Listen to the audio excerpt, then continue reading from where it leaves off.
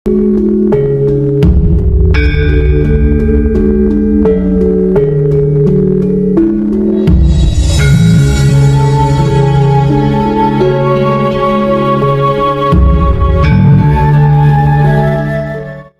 dari Singapura siapa namanya? Hairul. Bisa tadi patrap samadinya? Bisa. Tapi jangan disamakan dengan meditasi ya. Karena ada perbedaan di situ. Kalau meditasi kita membutuhkan target agar supaya bisa fokus. Tapi kalau samadhi kita tidak membutuhkan apa-apa karena diam kan. Jadi ada perbedaan di situ.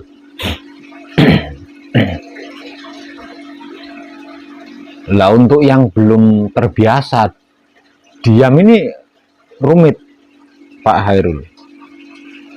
Rumit sekali ya, sulit sekali. Karena kita tidak terbiasa, diam itu tidak terbiasa ya.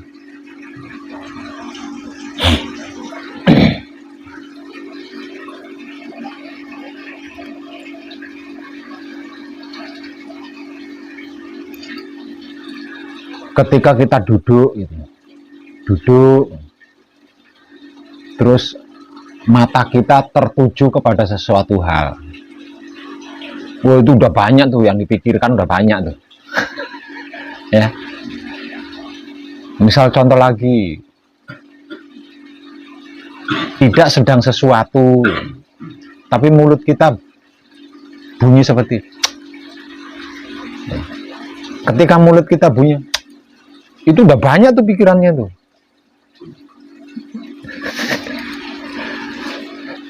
Banyak itu yang dipikirkan itu, apalagi wah banyak.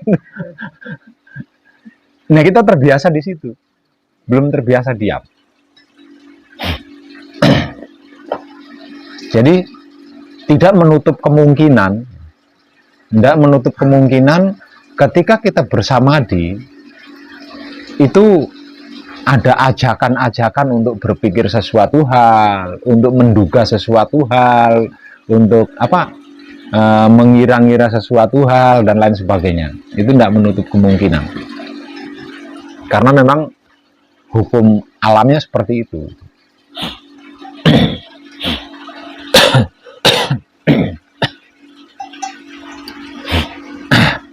Jadi yang disebut Tuhan itu memiliki dua sisi, Pak Hairul. Memiliki dua sisi. Sisi yang pertama adalah gelap.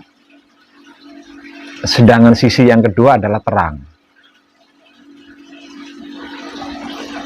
Bersamadhi berarti kita memasuki sisi Tuhan yang pertama, yaitu gelap. Jadi kalau nggak diam, banyak meraba-raba di situ. Karena gelap. Lah di luar patrap samadhi, ketika kita melakukan kebajikan atau menebar kesadaran rasa cinta kasih sayang Tuhan itu sendiri, berarti kita memasuki sisi terangnya Tuhan. Makanya tidak perlu meraba-raba, tidak perlu aneh-aneh, tidak perlu neko-neko, cukup nikmati aja rasanya. Kenapa harus diraba-raba? Lawang sudah jelas semua kan, sudah jelas terlihat gitu. Kenapa harus diraba-raba? Gitu. Jadi keunikan yang disebut Tuhan itu ada di situ. Semakin kita tidak bisa diam di saat bersamadhi, semakin banyak kita menabrak. Semakin banyak yang ditabrak. Nah, semakin banyak yang ditabrak, semakin banyak dugaan-dugaan. Apa ini ya? Bagaimana ini ya? Ini apa harus banyak sekali. Nah, di situ. Jadi satu-satunya cara, satu-satunya teknik agar supaya kita tidak kebingungan dikarenakan berada di dalam sisi gelapnya Tuhan, maka diam. Gitu. Nah, diam. Nah, ketika kita diam, tidak melakukan apa-apa, nanti Tuhan itu sendiri yang mencari kita. Gitu. Nanti Tuhan itu sendiri yang mencari kita. Kalau di dalam bahasa kitabnya, jika engkau mendekatiku sehasta, pernah baca ayat itu enggak? Nah, itu adanya di situ. Adanya di situ.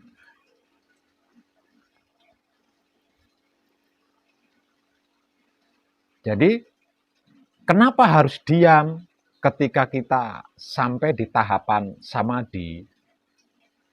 Dikarenakan kita memasuki sisi gelapnya Tuhan. Yang namanya gelap kan, ya. Kalau sampai bergerak, sampai melakukan sesuatu, pasti kita banyak menyentuh sesuatu, menabrak sesuatu. Nah, semakin banyak yang kita tabrak, semakin banyak yang kita sentuh, semakin banyak prasangka-prasangka, praduga-praduga, ngira-ngira. Gitu.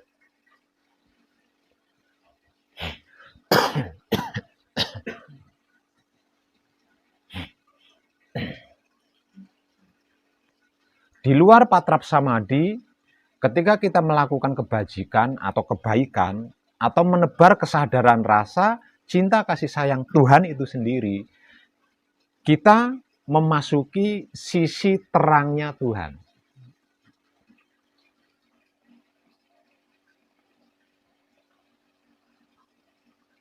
Nah, dikarenakan terang benderang, bahkan ketika malam hari pun mata kita tetap bisa melihat dengan nyata kan.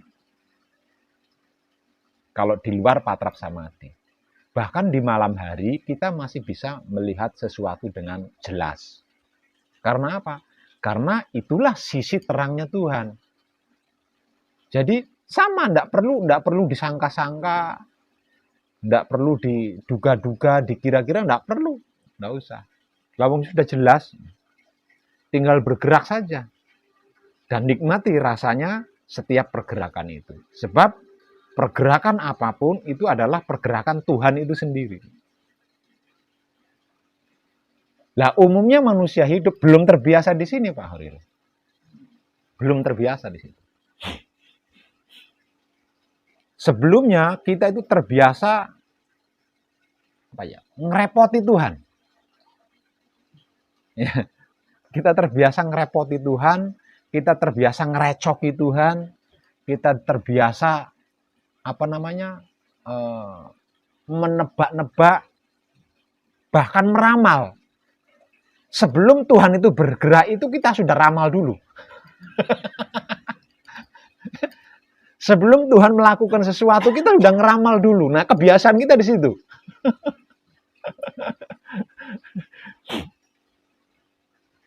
Jadi diam itu jadi belum biasa. Diam itu belum biasa.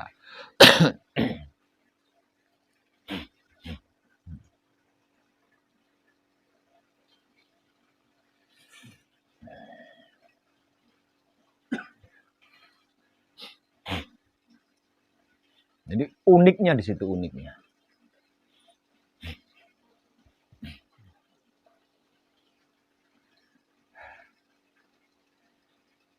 Ketika kita berada di dalam sisi gelapnya Tuhan, kita bisa diam. Ketika kita berada di dalam sisi terangnya Tuhan, kita juga tetap bisa diam. Cukup menikmati rasanya kan.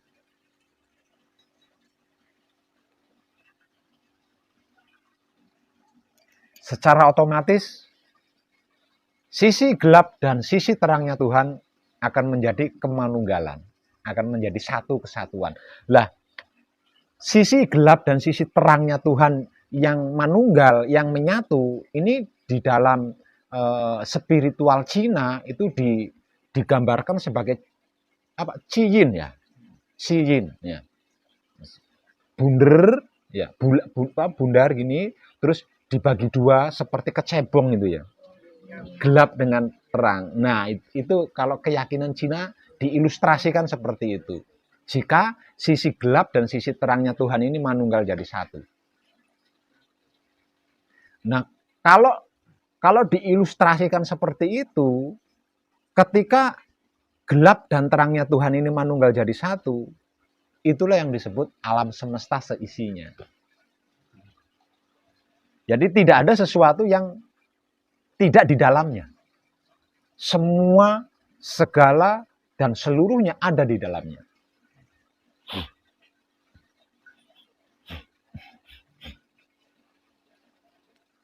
Selagi sisi gelap dan sisi terangnya Tuhan ini belum manunggal, belum menyatu, maka selama itu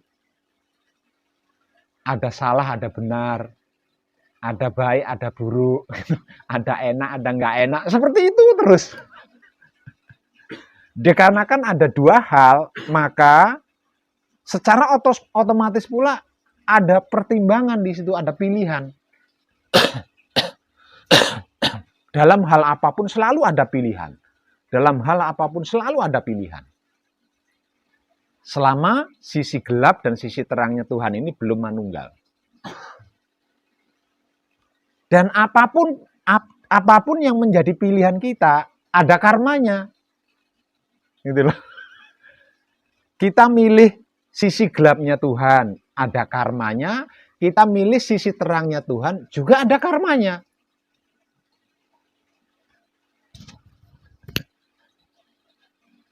Nggak enaknya itu di situ.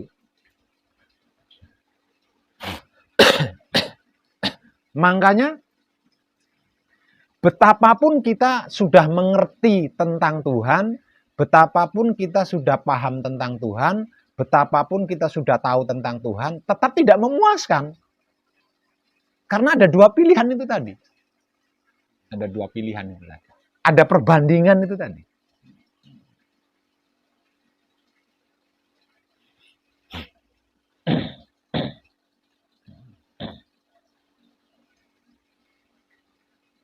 Metode paling umum atau cara paling umum di dalam pembelajaran spiritual adalah tidak menciptakan sesuatu yang di dalamnya tidak ada Tuhan. Itu metode paling umum.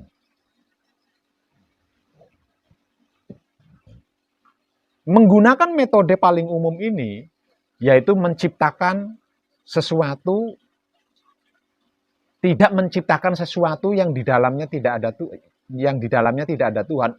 Ini sulit, Pak Hairul, sulit. Yang paling mudah itu ya menikmati rasanya kelakuan yang kita lakukan. Ini paling mudah. Karena apa? Karena anggapan ditiadakan di situ. Ketika kita menikmati rasanya kelakuan yang kita lakukan, berarti anggapan di situ disirnakan, ditiadakan. Kalau dalam bahasa awamnya suuzon itu dihilangkan di situ. Jadi cocok enggak cocok, suka enggak suka,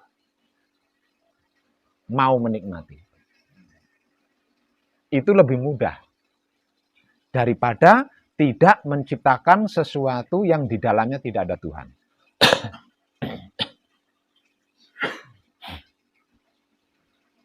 Karena apa? Karena kalau sisi gelap Tuhan dengan sisi terang Tuhan ini manunggal, berarti alam semesta seisinya. Nah, alam semesta seisinya ini kan, wow.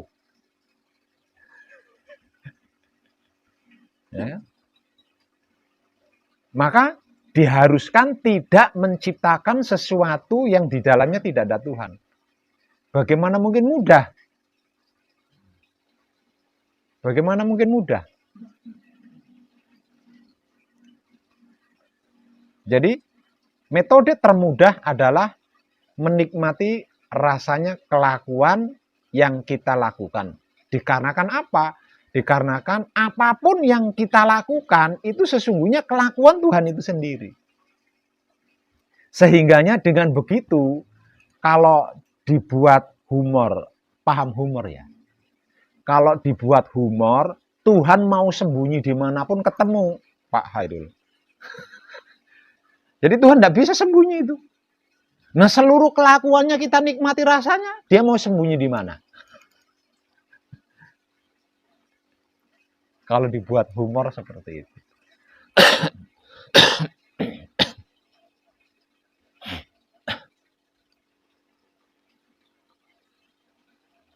Itu ketika kita berada di dalam sisi terangnya Tuhan, yaitu di luar patrap samadhi. Nah, kalau di dalam sisi gelapnya Tuhan,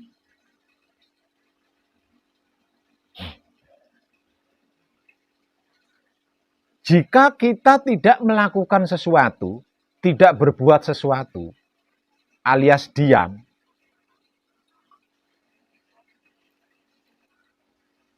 sesungguhnya rindunya kita, kerinduan kita terhadap Tuhan itu nggak ada apa-apanya dibanding kerinduan Tuhan terhadap manusia hidup. Artinya, ketika kita bertahan di situ, mampu bertahan di situ, kalau dihumorkan, saking rindunya Tuhan, Tuhan itu wow,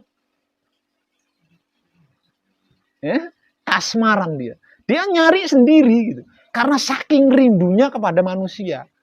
Lah manusia hidup yang dia rindui diam kan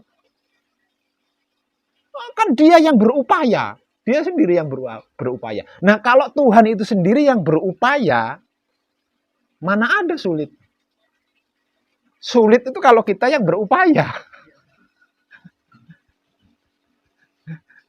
Nah, ini jarang sekali disadari oleh para pelaku spiritual.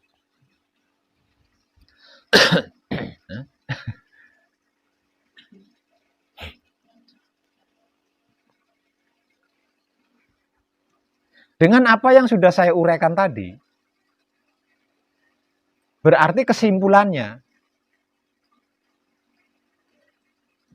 ketika samadhi setelah patrap, hentikan semua pencarian. Hentikan semua pencarian.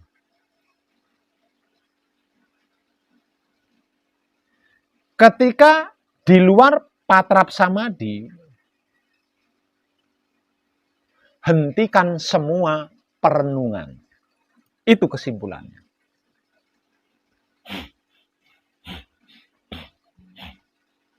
Hentikan semua perenungan. Apa yang direnungi? Lawang Tuhan itu bergerak dan bergerik sesuka-sukanya dia. Kita tidak bisa dikte. Instruksi nggak bisa. Saya maunya Tuhan kamu bergerak seperti nggak bisa. Dia bergerak dan bergerik itu sesuka-sukanya dia sendiri. Nah, kalau sudah seperti itu, apa yang perlu kita renungkan?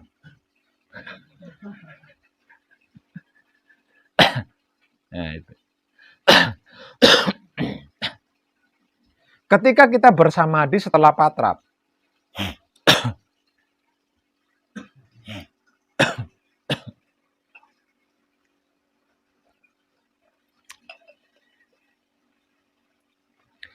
kalau tidak diam, mau ngapain?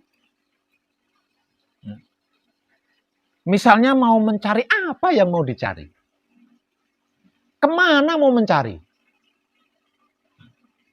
Lawang, alam semesta seisinya, alias yang disebut Tuhan, sesungguhnya itu ada di dalam diri. Terus mau nyarinya kemana?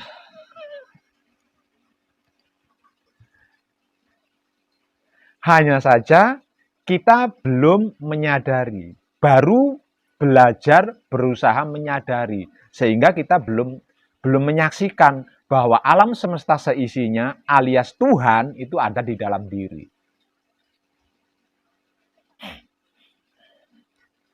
Bagi seorang pelaku spiritual, hal ini bukan hal yang baru. Bagi seorang pelaku spiritual pasti pasti udah ngerti itu.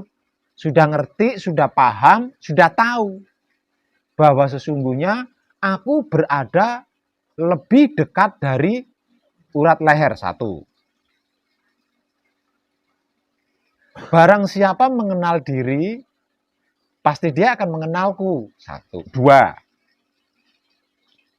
sesungguhnya aku itu batinnya manusia, dan manusia itu wujud kenyataan dohirku.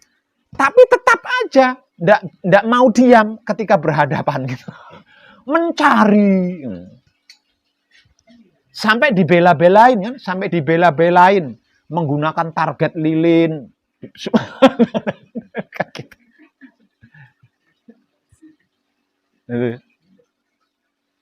Ini kan.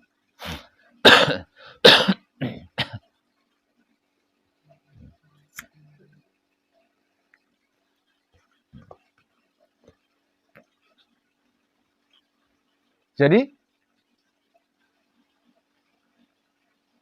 kesimpulan laku atau laku kesimpulannya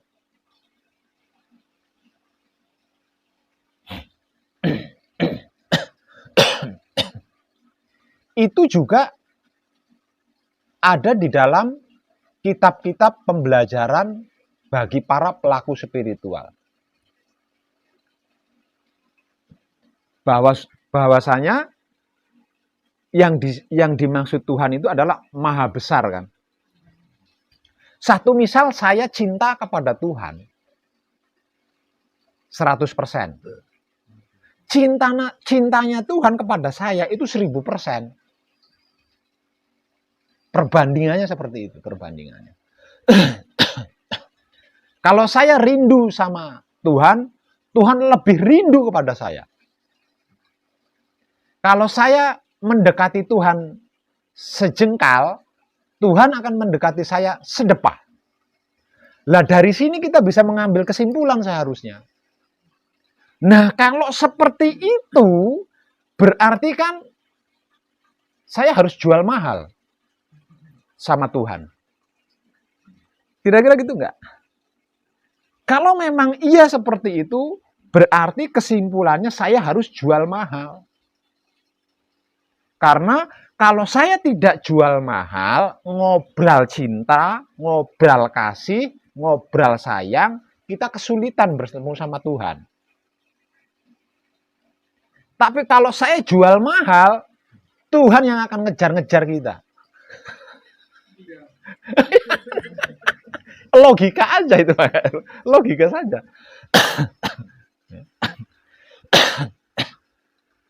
Jadi persilahkan Tuhan, lalu diam. Dia yang akan berusaha sendiri. Berusaha apa? Berusaha memperkenalkan dirinya kepada kita dengan berbagai gerak-geriknya sendiri yang kita tidak bisa dikte itu. Jadi kita tinggal diam di dalam samadhi atau menikmati rasanya kelakuan Tuhan itu sendiri.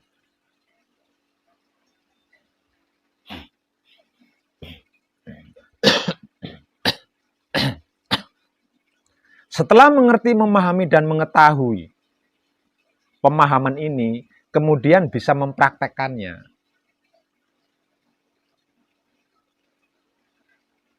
Tidak terlampau jauh. Tidak terlalu lama spiritualnya.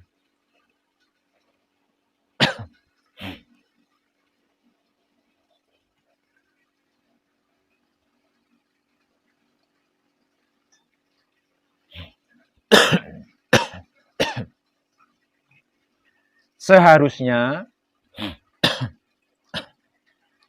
pelaku spiritual ketika menembah, pelaku spiritual yang dimaksud itu kan mencari Tuhan kan. Padahal setiap pelaku spiritual itu ngerti dan paham bahwa Tuhan itu ada di dalam diri. Saya mau nyari-nyari kemana. Itu paham itu. Dikarenakan sudah mengerti dan sudah memahami, harusnya ketika menembah, ketika menghadap Tuhan, harusnya kan dia mempersilahkan Tuhan. bukan mencari Tuhan.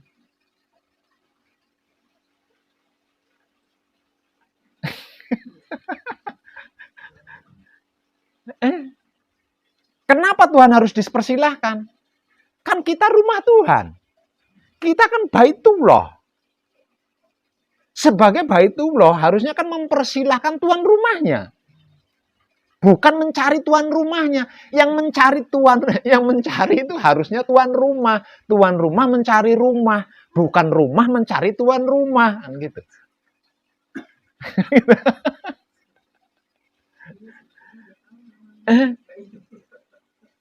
Nah, selama ini kan rumah mencari Tuhan. Ini gimana ceritanya itu?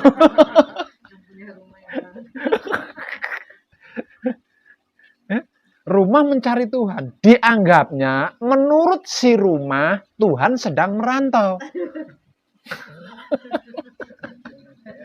Padahal Tuhan sedang tidur di dalam rumahnya. Lah rumahnya mencari Tuhan. Ya nggak ada ujung pangkalnya lah. Tuhannya tidur di dalam rumah. Rumahnya mencari tuan rumah. Ujung pangkalnya di mana?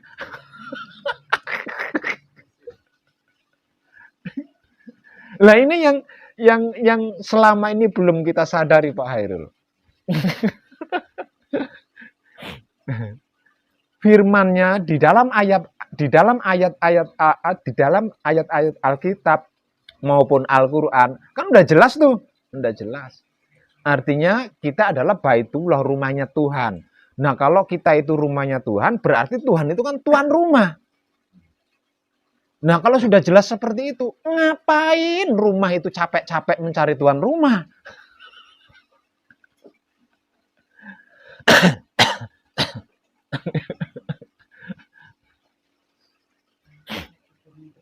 Iya, nggak ada ujung pangkalnya. Lawang yang dicari sedang tidur di dalam.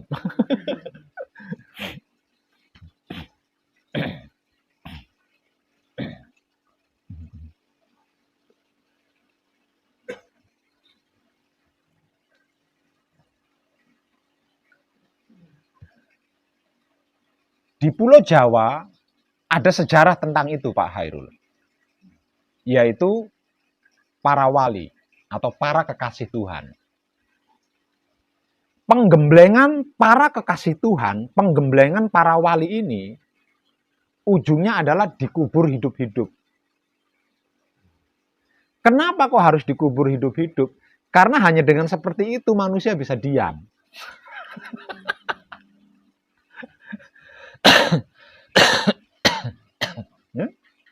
Hanya dengan seperti itu manusia bisa diam. Dikarenakan manusia bisa diam, Tuhanlah yang berusaha memperkenalkan diri. Karena dia saking rindunya. Gitu. Saking rindunya kepada manusia hidup. Lah manusia hidupnya diam. Yang manusia hidupnya yang butuh Tuhan diam. Nah Tuhan yang merindukan manusia, yang membutuhkan Tuhan, kan tidak bisa diam dia. Makanya tidak terlampau-lampau langsung segera berhasil karena bisa diam. Dengan dikubur hidup-hidup bisa diam. Kalau tidak dikubur hidup-hidup dihinggapi nyamuk aja udah suujon tuh. Padahal nyamuknya baru nempel tuh belum gigit. Tapi kita sudah berprasangka nyamuk gigit ini. Padahal belum gigit baru nempel tuh. Tuh di situ.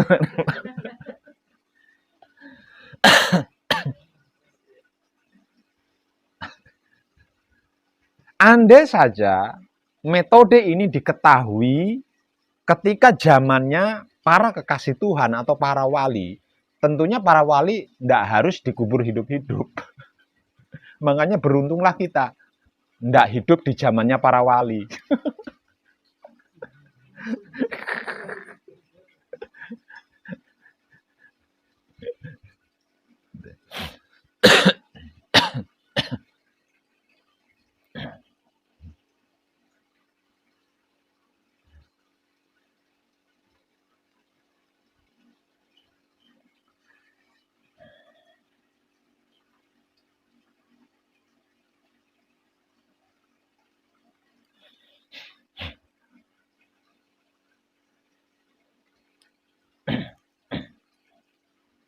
Jadi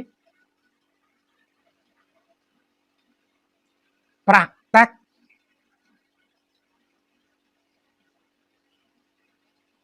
terhebat di dalam pengkajian Mankung atau Gembleng adalah bersedia diam dan menikmati rasanya gerak-gerik Tuhan. Dua hal itu, Pak Hairul. Intinya itu ada di situ. Puncaknya itu ada di situ. Bisa diam ketika bersama di setelah patrap dan mau menikmati rasanya kelakuan Tuhan yang menggerak-gerikkan jiwa raga kita, maka klimaknya adalah Tuhan itu sendiri. Kalau dalam istilah Jawanya, yang mijil adalah Romo itu sendiri. Jadi yang klimak itu Tuhan itu sendiri.